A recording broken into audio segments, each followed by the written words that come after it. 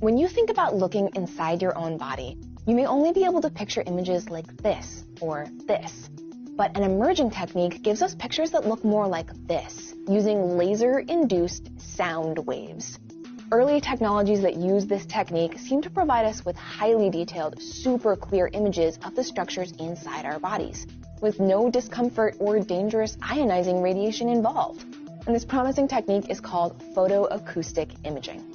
A basic breakdown goes like this. Different biological materials have different chemical structures. The hemoglobin in your blood, for example, is chemically different from the calcium in your bones. And this means that they're able to absorb different amounts of energy. Photoacoustic imaging takes advantage of these differences in composition by tuning laser light to the wavelength that can be absorbed by the tissue you want to look at. So an apparatus sends tuned pulses of laser light to a specimen or body part, and the tissue that can absorb that wavelength of light absorbs that energy and heats up. And when the tissue heats up, it expands ever so slightly. That expansion and then rapid cooling generates a wave of oscillating pressure in the surrounding material, the rest of your body or the air, which is, in the simplest possible interpretation, a sound wave. That's the acoustic part of the name, giving us photoacoustic imaging. Then, ultrasonic detectors capture these microscopic changes in pressure, and processing software reconstructs an image based on what those sensors hear. It's pretty different from other current imaging technologies. CT scans and X-rays and PET scans use damaging ionizing radiation to see inside your body, so we want to limit how many times we expose someone to that radiation. An MRI involves an extremely strong magnetic field, which can be a problem for anyone with any kind of metal implants, and they often take many minutes to form an image. And even ultrasounds, which also use sound waves, actually aren't as clear as this newer option. Ultrasounds are more of a catch-all. You can see everything, all the tissues in a specific area, whereas with photoacoustic imaging, you can pick and choose what you want to see just by tuning the wavelength of the laser beam. And while this technique is only just starting to be clinically explored as an alternative to more traditional imaging, and prototype clinical machinery is just now being developed, the idea has actually been around for more than a century.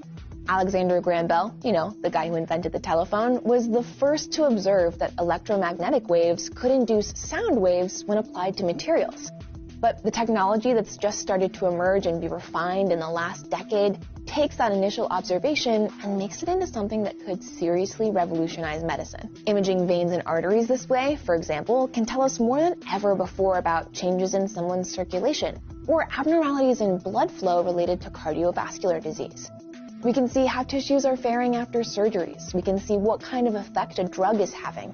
The applications are really kind of stunning when you start to think about them all. Because not only can this technology be used to image tissues at extremely high resolution, you can also introduce a foreign material, like a contrast dye or a specifically designed nanoparticle, to see things you might not be able to otherwise.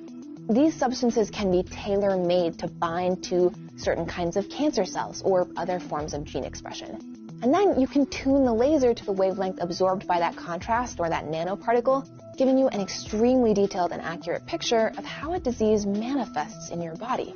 And I guarantee you're not ready for what's maybe the coolest part. There are several companies that are making versions of this technology that's highly portable, and are designing software that uses machine learning to identify different structures on the image for the user.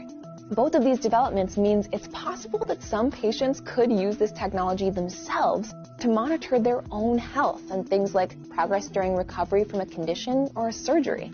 Technologies like this are an exciting look at how we're improving our understanding of our own bodies and the way we can look at and treat them.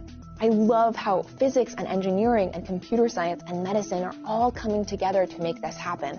And I think it's a great example of how big leaps in science are, by necessity, cross-disciplinary collaborations that, by the sound of it, will continue to improve lives all over the world. If you have another emerging medical technology you'd like to see us cover, let us know over on Twitter and Instagram. We're @Seeker, and I'm on there too, @MarinB. Thanks so much for watching, and I'll see you next time.